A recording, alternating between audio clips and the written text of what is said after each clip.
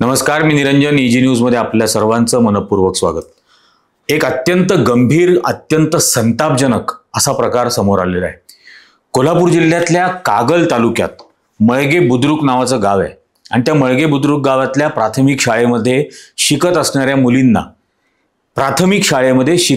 मुलींना गेल्या वर्षीपासून एक लस द्यायला सुरुवात झाली आहे. ती लस देण्याच्या आधी शाळेतर्फे पालकांना एक फॉर्म दिला जातो आणि तो संमतीपत्राचा फॉर्म आहे. हा तो संमतीपत्राचा फॉर्म, याच्यावरती शाळेचं नाव नाही, हा फॉर्म कोण भरून घेत आहे याचं काही नाव नाही, काहीही नाही. इंग्रजीमधला फॉर्म आहे, इंग्लिशमधला, आणि त्याच्यामध्ये फक्त विद्यार्थिनीचं नाव, वडिलांचं नाव, इयत्ता कुठली, वय काय त्या मुलीचं, त्याच्यानंतर UDI-SE-ID. आता हा काय प्रकार आहे हे काय कळलेलं नाही. UDI-SE-ID तर तो एक त्याच्यात द्यायचा आहे आणि एक इमेज फोटो त्या मुलीचा हा त्याच्यामध्ये अपलोड करून द्यायचा आहे. आणि त्याच्या खालती असं लिहिलेलं आहे, disclaimer: by submitting this form you acknowledge that the information provided is accurate and give consent to use your image publicly. आणि हा एक फॉर्म दिला जातो, हा फॉर्म भरून घेतला जातो. आता शाळेतल्या शिक्षक किंवा मुख्याध्यापक हा स्वतः पालकांकडे हा फॉर्म भरून मागतात. त्यामुळे आपल्या कुठलाही पालक विद्यार्थिनीचं भवितव्य वगैरे अशा सगळ्या गोष्टींचा विचार करतो. शाळेमध्ये वागणूक कशी मिळेल असं हा विचार करतो. शाळेतर्फे असं सांगण्यात येतं की जिल्हा रुग्णालयाकडून हे पाठवलेलं आहे आणि शासनाच्या आदेशाप्रमाणे, महाराष्ट्र शासनाच्या आदेशाप्रमाणे या लस द्यायच्या आहेत. तर यासाठी म्हणून तुमचं हे संमती देणारं हा फॉर्म तुम्ही आम्हाला भरून द्या. आणि गेल्या वर्षी इयत्ता चौथीमधल्या मुलींना ही लस द्यायला सुरुवात झाली. आता याच्याबरोबर शाळेमध्ये फक्त एक पोस्टर भिंतीवरती लावून ठेवलेलं, जर कोणाला वाटलं काय आहे हे विचारायला जावं तर त्याच्यावरती HPV नावाचं आहे. त्या HPVच्या लागण होऊ नये यासाठी म्हणून ही लस दिली जाते असं त्याच्यात आहे. त्याच्या वर्णनामध्ये असं लिहिलंय की हे HPV लागण कशा प्रकारे होते. त्यात त्यांनी म्हटलंय लैंगिक संक्रमण हे सर्वात सामान्य आहे. हे मला माहीत नव्हतं. लैंगिक संक्रमण इयत्ता चौथीच्या मुलींच्या बाबतीत सर्वात सामान्य आहे. HPVची लागण बिगर लैंगिक संक्रमणाद्वारे सुद्धा होऊ शकते, पण हे सामान्य नाही. HPV संक्रमण हे खूप सामान्य आहे. प्रत्येक व्यक्तीला त्यांच्या आयुष्यात एकदा तरी HPVची लागण होते. आता हे खूप भयंकर आहे, लक्षात घ्या. आणि याचा काय परिणाम होतोय याच्या पुढे, म्हणजे याच्या व्यतिरिक्त त्यांनी बरंच त्याच्यामध्ये त्याचं वर्णन केलेलं आहे की याच्यामुळे नंतर त्या मुलींना सर्व्हायकल कॅन्सर होतो, म्हणजे गर्भाशयाचा यानंतरचा कॅन्सर होतो. सर्व्हायकल कॅन्सर हा भारतातील कॅन्सर रोग, म्हणजे हे पोस्टर आहे, तेच वाचून दाखवतोय. कर्करोगग्रस्त महिलांमध्ये दुसऱ्या क्रमांकाचं कारण आहे. जगभरात तो चौथा सर्वात सामान्य कर्करोग आहे.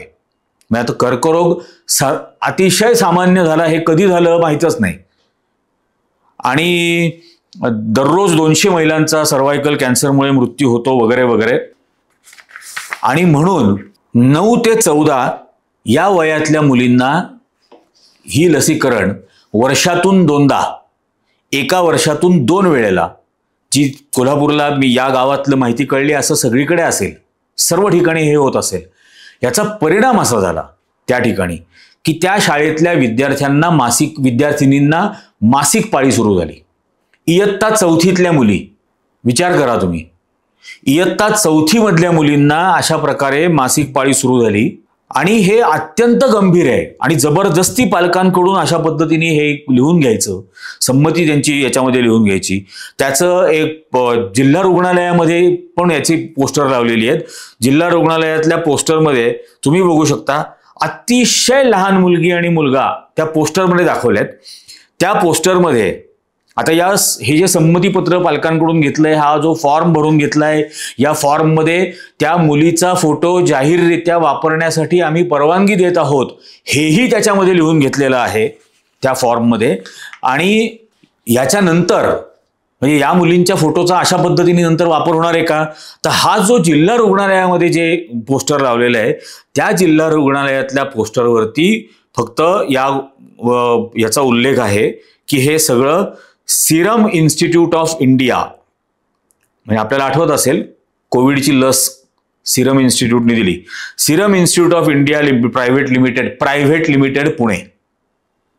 तर या प्रायव्हेट लिमिटेड कंपनीने बनवलेली ही लस ही अशा पद्धतीने शासनाचं नाव सांगून, म्हणजे शासन यात सामील असेल तर शासनाने ते जाहीर स्पष्टीकरण करणं भाग आहे, पण शासनाच्या मार्फत शाळेतल्या विद्यार्थिनींवरती दबाव आणून, प्राध्यापकांवरती, तिथल्या शिक्षकांवरती दबाव आणून अशा पद्धतीने इयत्ता 4थीतल्या मुलींना वर्षातून 2दा दिली गेल्या वर्षी.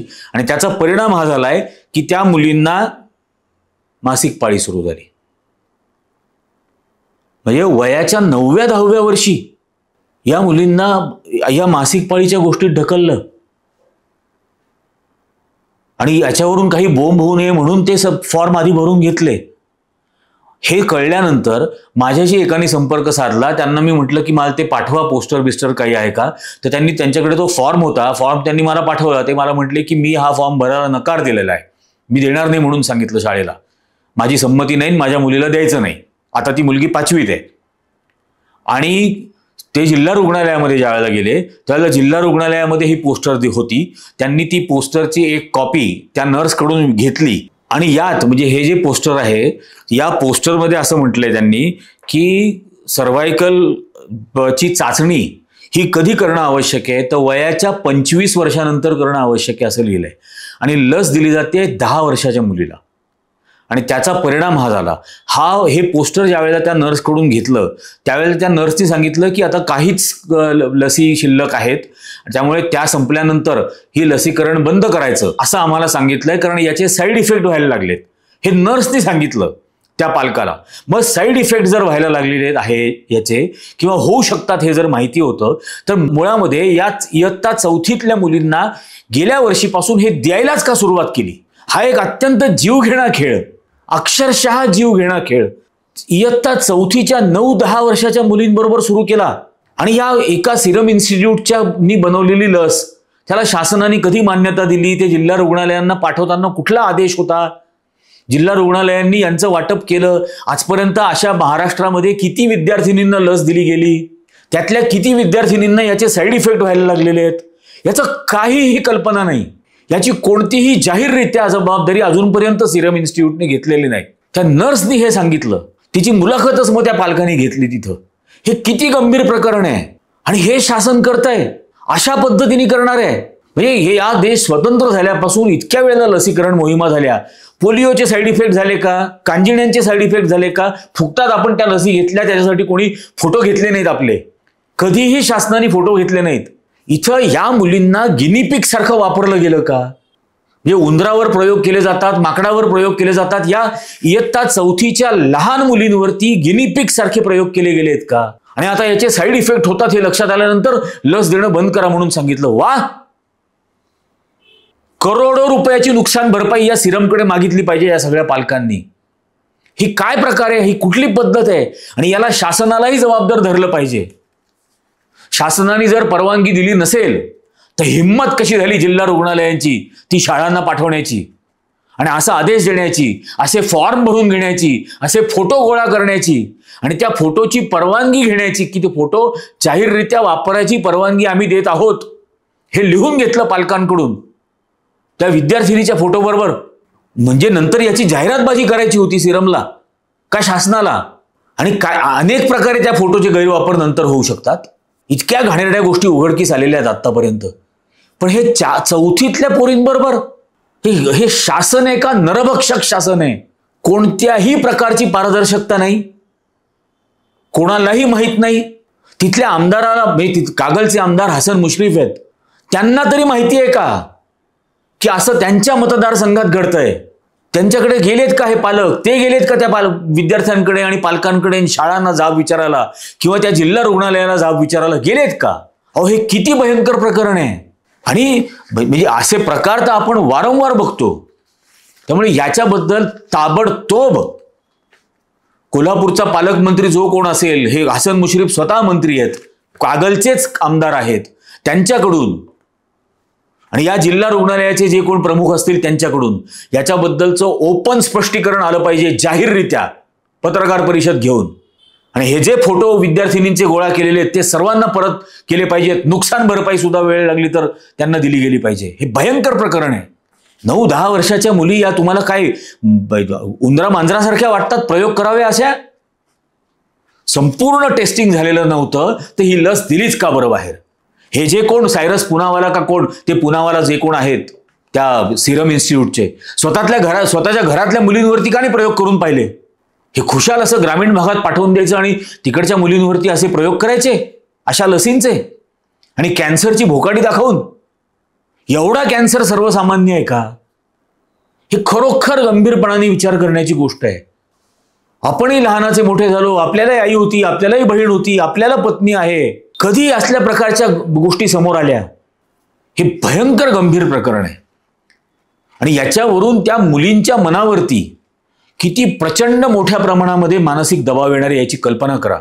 येणारी कित्येक वर्ष जे अत्यंत निष्पापपणाने त्यांनी खरं तर जगायची आहेत, अत्यंत खेळकर आणि आनंदी, खुल्या मनाने स्वच्छंदी आनंद ज्यांनी घ्यायचा आहे, त्या वयामध्ये या मुलींना असा मानसिक क्लेश, असा मानसिक त्रास, हे भयानक आहे. आणि योगायोगाने परवा सुप्रीम कोर्टाने एक गाईडलाईन काढली, मेंटल हेल्थ गाईडलाईन विद्यार्थ्यांसाठी. सर्वोच्च न्यायालयाने परवा काढलेली आहे 2025 या जुलै महिन्यामध्ये. त्यात त्यांनी असं म्हटलेलं आहे की mental wellbeing has been recognized as a fundamental right. मानसिक स्वास्थ्य, मानसिक आरोग्य हा मूलभूत हक्क आहे आर्टिकल 21च्या अंडर. आणि त्याच्या गाईडलाईन्स 15 ॲक्शनेबल गाईडलाईन्स शाळा, कॉलेजेस आणि कोचिंग क्लासेस यांच्यासाठी इश्यू केल्या गेलेल्या आहेत. आणि हे भयंकर आहे. त्यात त्यांनी असं म्हटलेलं आहे की एक 16 वर्षाचा विद्यार्थी असं म्हटला, ही टोल्ड मी की if I fall I am not worth anything. की जर मी नापास झालो, जर मी अपयशी झालो तर I am not worth anything. काय आहे? त्याच्यानंतर आणखीन एक मुलगा म्हटला की I feel like I am just a rank, not a person. मग ह्या परीक्षांमध्ये ज्या रँक दिल्या जातात नीटच्या आणि या बाकीच्या परीक्षांमध्ये, त्या रँकचा जो क्रमांक आहे, मला असं वाटतं की मी फक्त एक क्रमांक आहे, मी मनुष्य नाहीच आहे. आणि अशा पद्धतीच्या मानसिक दबावाचा जे शाळांमधले शिक्षक निर्माण करतात, या स्पर्धांबद्दलचा तणाव या मुलांच्या मनात, किंवा न्यूनगंड विद्यार्थ्यांमधला किंवा अहमगंड विद्यार्थ्यांमधला, हे शिक्षक निर्माण करत असतात, पालक निर्माण करत असतात, समाज निर्माण करत असतो, कोचिंग इन्स्टिट्यूट्स निर्माण करत असतात. आणि या प्रचंड दबावाचा परिणाम म्हणून ही मुलं अशी कोमेजलेली वक्तव्य करतात की मी फक्त एक क्रमांक आहे, मी मनुष्य नाहीच आहे. आणि मी जर अपयशी झालो तर माझ्या जगण्याला काही अर्थ राहत नाही. या घटना आपण पाहतो दरवर्षी. परीक्षांचे निकाल जवळ आले किंवा निकाल लागल्यानंतर अशा पद्धतीच्या घटना आपण पाहतो. आत्महत्येच्या विद्यार्थ्यांच्या, किंवा कायमचे फ्रस्ट्रेशन्समध्ये जातात, कायम स्वतःला अपयशी समजतात, लूजर समजतात आयुष्यात. याचा गंभीर विचार व्हायला हवा. या शासनामध्ये एक IAS अधिकारी होत्या, मी नवरा बायको दोघं IAS होते, आणि त्यांच्या मुलांनी गॅलरीतून उडी मारून 5व्या-6व्या मजल्यावरून उडी मारून आत्महत्या केली होती काही वर्षापूर्वी.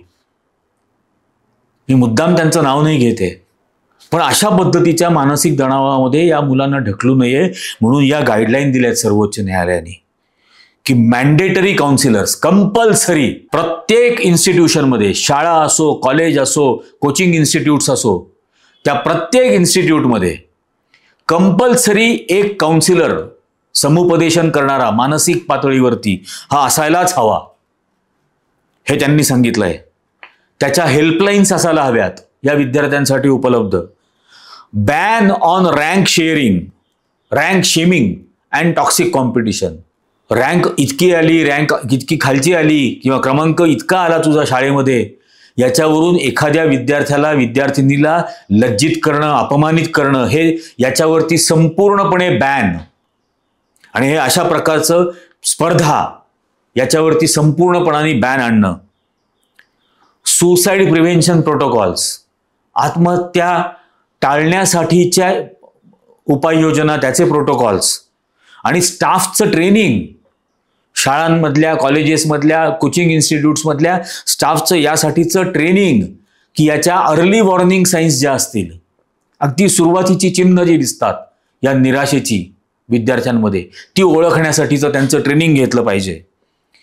पेरेंटल सेन्सिटायझेशन, पालकांना याच्या बाबतीमध्ये सजग करणं खूप गरजेचं आहे आणि हे पुन्हा त्या इन्स्टिट्यूशन्सनी करायचं आहे. आणि इन्क्लुजन ऑफ वल्नरेबल ग्रुप्स, म्हणजे विशेषतः SC, ST, LGBTQ, trauma affected students किंवा मायनॉरिटीचे विद्यार्थी, हे जाणीवपूर्वक यांना वल्नरेबल ग्रुप्स म्हटलेलं आहे.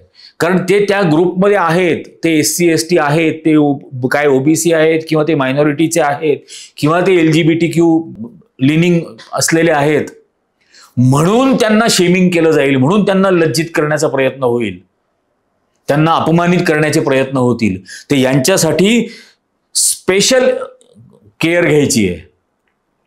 आणि या सगळ्या गाईडलाईन देताना सर्वोच्च न्यायालयाचं जजमेंट असं म्हणतं, no exam result is worth a young life, की एकाही परीक्षेचा निकाल विद्यार्थ्याच्या आयुष्यापेक्षा मोठा नाही. हे सर्वोच्च न्यायालय म्हणत आहे.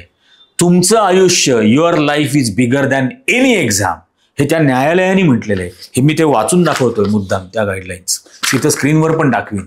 आणि म्हणून हे खूप गंभीरपणाने विचार करण्याची गोष्ट आहे. हे एका बाजूला सर्वोच्च न्यायालय सांगतंय, दुसऱ्या बाजूला हा कोल्हापूर जिल्ह्यामधला बेछूट प्रकार समोर आलेला आहे. अत्यंत निंदनीय आणि बेशरम प्रकार आहे हा, संतापजनक आहे. या मुलींना, या विद्यार्थिनींना कुठल्या प्रकारच्या मानसिक तणावामध्ये आणि नैराश्यामध्ये आपण ढकलतोय, आणि हे ढकलत असताना सर्वोच्च न्यायालयाच्या कोणत्या गाईडलाईन्सचा आपण भंग करतोय, आणि तो भंग केल्याबद्दल काय शिक्षा होऊ शकते, या शिक्षकांना सुद्धा, त्या जे कोण इंजेक्शन देणाऱ्या नर्सेस असतील किंवा डॉक्टर असतील, त्यांना याची त्यांनी कल्पना करावी. आणि यापुढे जर शासनाने असे आदेश काढले तर ते आदेश या सर्वोच्च न्यायालयाच्या आदेशाचा भंग करणारे असतील तर ते मानायला नकार द्या. नाही पाळणार असल्या प्रकारचे आदेश जे विद्यार्थिनींच्या आणि विद्यार्थ्यांच्या मानसिक स्वास्थ्याला बिघडवू शकतात. हे खूप गंभीर आहे. सर्वच दर्शकांनी याचा अत्यंत गंभीरपणाने विचार करणं गरजेचं आहे. तुमच्याही आजूबाजूला, तुमच्या परिसरामध्ये अशा घटना घडतायत का? तुम्हाला काही माहिती आहे का याबद्दल? हे इथं कमेंट करून सांगा, नक्की सांगा. आम्ही प्रयत्न करू त्या प्रत्येक ठिकाणच्या पालकांशी, अशा अफेक्ट झालेल्या विद्यार्थी जिथं असतील त्या पालकांशी बोलण्याचा, त्यांच्याशी संपर्क साधण्याचा. पण हा अतिशय घाणेरडा प्रकार आहे. विद्यार्थिनींचा वापर असले प्रयोग करण्यासाठी म्हणून केला जात असेल तर खेटरांनी यांची पूजा केली पाहिजे. दुसरा याला उपाय नाहीये. तुम्हाला काय वाटतं या सगळ्याबद्दल? हे इथं कृपया कमेंट करून सांगा. तुमच्या आजूबाजूच्या परिसरामध्ये तुमच्या माहितीत असं काही घडलेलं असेल तर त्याचीही इथं नक्की माहिती द्या. आणि हा व्हिडिओ जास्तीत जास्त जणांपर्यंत पोहोचवा. याच्यातून आपण आपली लहान मुलं, मुली, विद्यार्थिनी या वाचवू शकू. त्यामुळे जास्तीत जास्त लोकांना हा व्हिडिओ पोहोचवा. जास्तीत जास्त जणांना चॅनल सबस्क्राईब करायला सांगा.